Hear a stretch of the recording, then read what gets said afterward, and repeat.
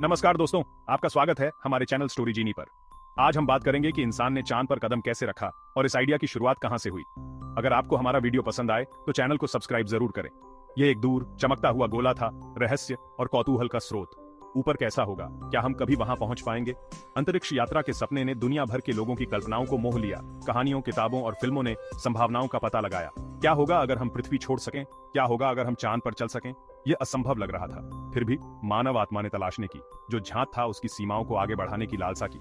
चांद तक पहुंचने का सपना बना रहा, आशा और महत्वाकांक्षा की किरण।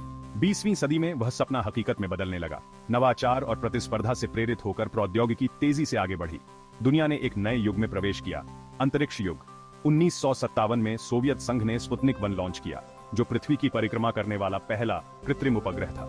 इस घटना ने संयुक्त राज्य अमेरिका को झकझोर कर रख दिया, जिससे अंतरिक्ष दौड़ के रूप में एक भयंकर प्रतिद्वंद्विता शुरू हो गई। दोनों महाशक्तियों ने अंतरिक्ष अन्वेषण में संसाधन लगाए, प्रत्येक ने एक दूसरे से आगे निकलने का प्रयास किया। यह बहुत तनाव का समय था, लेकिन बड़ी प्रगति का भी। हर लॉन्च, हर मिशन ने मानवीय सरलता की सीमाओं को आगे बढ़ाया। अंतरिक्ष दौड़ जीतने के लिए दृढ़ संकल्पित राष्ट्रपति जॉन एफ कैनेडी ने देश को दशक के अंत से पहले चांद पर एक आदमी को उतारने की चुनौती दी। यह एक साहसिक लक्ष्य था, जिसे हासिल करने के लिए अविश्वसनीय प्रयास और सरलता की आवश्यकता होगी। इस प्रकार अपोलो कार्यक्रम शुरू हुआ, जो मानव इतिहास के सबसे महत्वाकांक्षी वैज्ञानिक प्रयासों में से एक था। कैनेडी के दृष्टिकोण को साकार करने के लिए हजारों वैज्ञानिकों, इंजीनियरों और तकनीशियनों ने अथक परिश्रम किया। अपोलो मिशन चुनौतियों और असफलताओं से भरे हुए थे। तकनीकी कठिनाइयां, उपकरणों की विफलताएं और यहां तक कि एक भयानक आग भी थी, जिसने 3 अंतरिक्ष यात्रियों के जीवन का दावा किया था। लेकिन इन सबके बावजूद चांद तक पहुंचने का सपना बरकरार रहा। 20 जुलाई 1969 को दुनिया ने अपनी सांस रोक रखी थी। अंतरिक्ष यात्री नील आर्मस्ट्रांग, बज एल्ड्रिन और माइकल कॉलिंस को लेकर अपोलो 11 चंद्र कक्षा में पहुंच गया था। सच्चाई का क्षण आ गया था।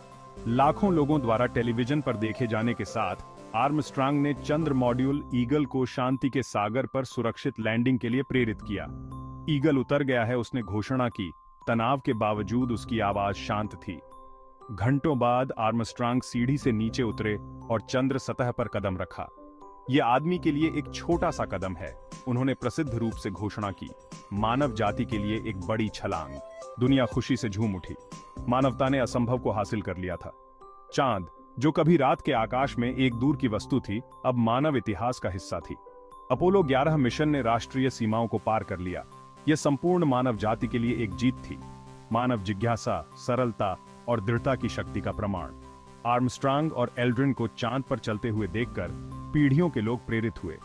इसने हमें दिखाया कि अगर हम बड़ा सपना देखने की हिम्मत करते हैं और उसे हासिल करने के लिए मिलकर काम करते हैं, तो कुछ भी संभव है। अपोलो कार्यक्रम ने मानव इतिहास में एक महत्वपूर्ण मोड़ दिया। इसने अंतरिक्ष अन्वेषण के लिए हमारे जुनून को प्रज्वलित किया, जिससे अनगिनत वैज्ञानिक खोजें और तकनीकी प्रगति हुई। आज हम ब्रह्मांड का पता लगाना जारी रखते हैं, खोज की उसी भावना से प्रेरित होकर जो हमें चंद्रमा पर ले गई थी। हम दूर के ग्रहों पर प्रोब भेजते हैं, ब्रह्मांड का निरीक्षण करने के लिए अंतरिक्ष दूरबीनों का निर्माण करते हैं और मनुष्यों को मंगल और उससे आगे भेजने का सपना देखते हैं। अपोलो 11 की विरासत जीवित है, हमें याद दिलाती है कि मानव भावना की कोई सीमा नहीं है। जैसे ही हम सितारों तक पहुंचते हैं, हम अपने साथ उस विशाल छलांग से सीखे गए सबक को ले जाते हैं, जो मानव क्षमता की सीमाओं को आगे बढ़ाने और ब्रह्मांड के अजूबों का पता लगाने के लिए हमेशा के लिए प्रेरित होते हैं। तो दोस्तों, यह थी कहानी चांद पर उतरने की और इस सपने की शुरुआत की। अगर आपको यह वीडियो पसंद आया हो तो हमारे चैनल स्टोरी जीनी को सब्सक्राइब करना न भूलें। मिलते हैं अगले वीडियो में, तब तक के लिए